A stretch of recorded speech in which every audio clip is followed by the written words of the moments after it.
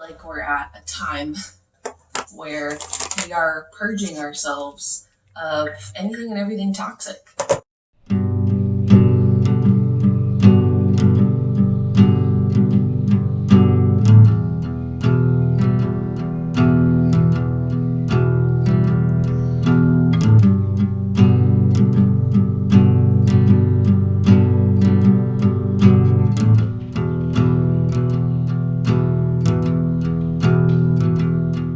Can't believe I had to interrupt recording another video to record this video. What the fuck? I cannot believe that I'm having to make another one of these for someone that I love so much. First, ContraPoints, which I think was a little more understandable. But fucking Jenna Marbles? Jenna Marbles? Jenna Marbles? Let's talk about it. Hi everyone, I'm Barbie Wire, and in case you missed the keynote, I am in fact a non-binary person. And I wanted to make a video responding to the Jenna Marbles controversy, so that's what I'm gonna do. Apparently all I do is defend white women, which I didn't want to become my brand. So what I'm going to address in this video, so what I want to talk about is I'm not going to address the racist content that people have been calling Jenna Marbles out for, because that is not my place, and other people will articulate that better than I will. And I'm also not going to be comparing Jenna Marbles' cancellation to other more deserved cancellations of YouTubers, because I think that Jenna Marbles stands up with her own merits, because I think Jenna Marbles stands up with her own merits regarding why she does not deserve this treatment. And I just want to talk about that. So there have been several things about Jenna Marbles that people have been asking her to discuss, which, first of all, can we talk about her message video? Perfect. It's perfect. She addresses the things people wanted her to address and was taking accountability, explained the reasonings behind everything, and also was very just to the point about the fact that she is a person, which, we all are. But anyway, so I'm going to discuss the gender stuff from her videos. So, trust, I remember those gendered videos. One second. So, I remember those videos where she was talking about the differences between what a guy's underwear means, what a girl's underwear means, what girl's bra means, all that jazz. And, I agree. They are definitely a product of their time. They definitely are not...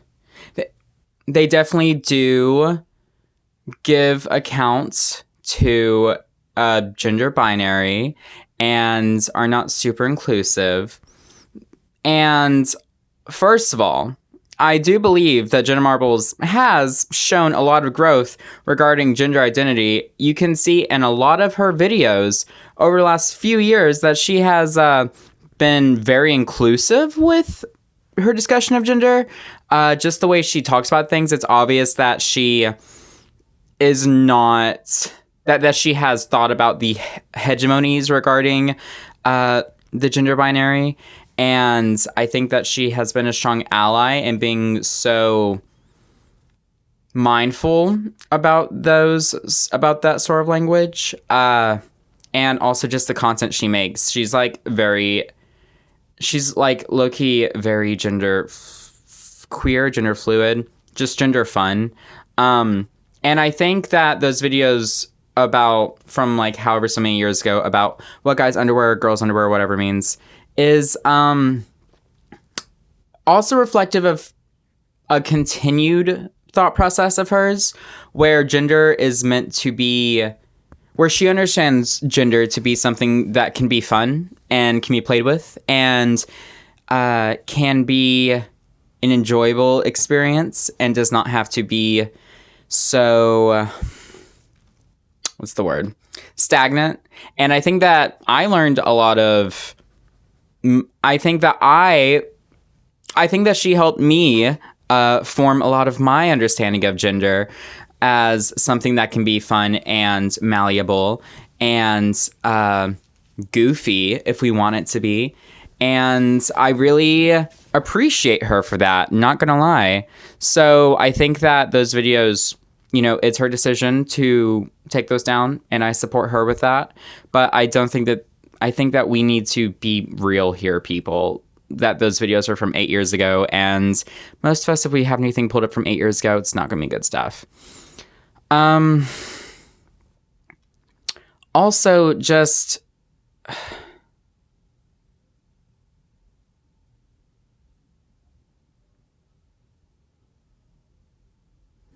I don't know.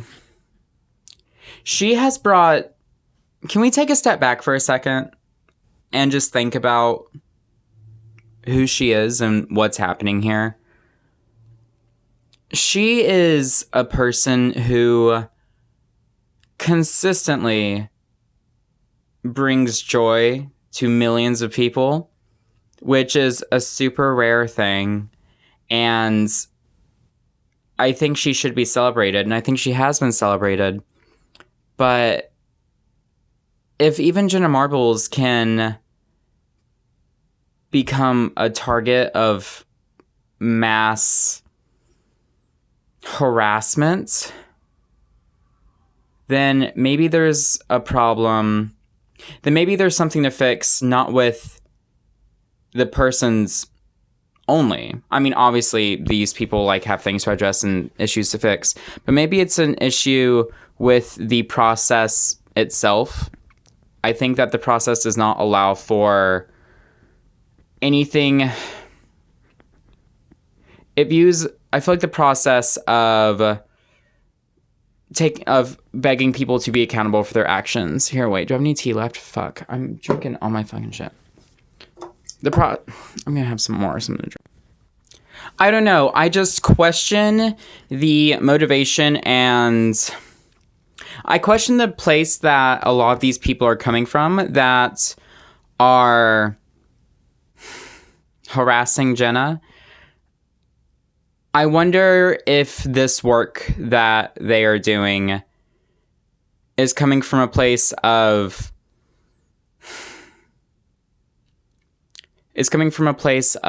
love, which is a place I think it should come from, of holding people accountable, because we are asking people to be accountable not because we hate them and we like to see them suffer, but because we like to see people in general grow as human beings and develop.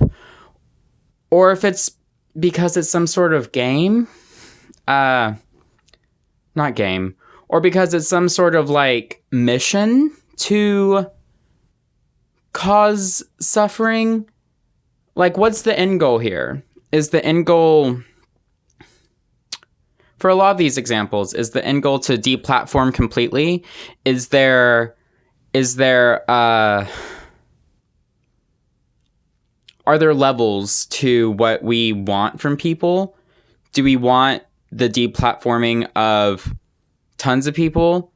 Or do we want the deplatforming of every person who has made a mistake? If so, let me know, because then that's not a thing I want to be a part of, because I think that a lot of these people have platforms because they deserve them.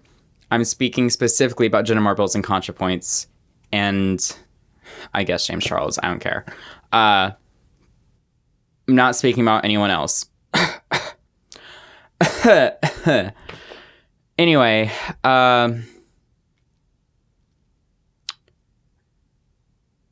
don't know. I think that patience and the benefit of the doubt is something that is incredibly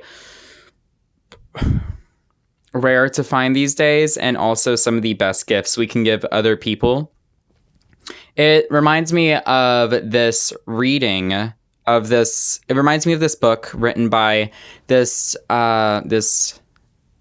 person named Eve Sedgwick, where she talks about the difference between a paranoid reading and a reparative reading, and how people who are activists tend to give paranoid readings to things because they see injustice as not just a consequence, but also a fueling factor to activism.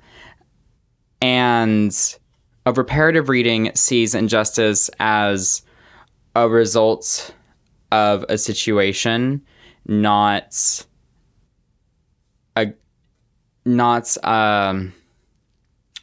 like injustice is not inevitable. Jenna Marbles is not inevitable. She is not lost. She is obviously not lost. She is very thoughtful in all of the things that she says.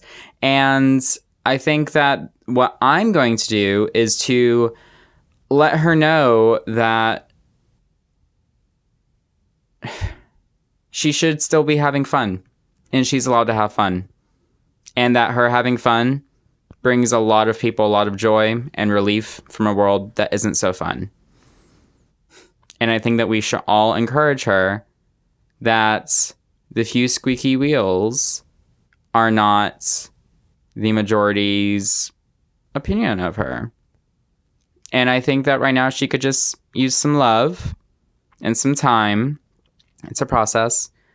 But I think that she could use some like encouragement and assurance that, you know, she is still a welcome presence in the world.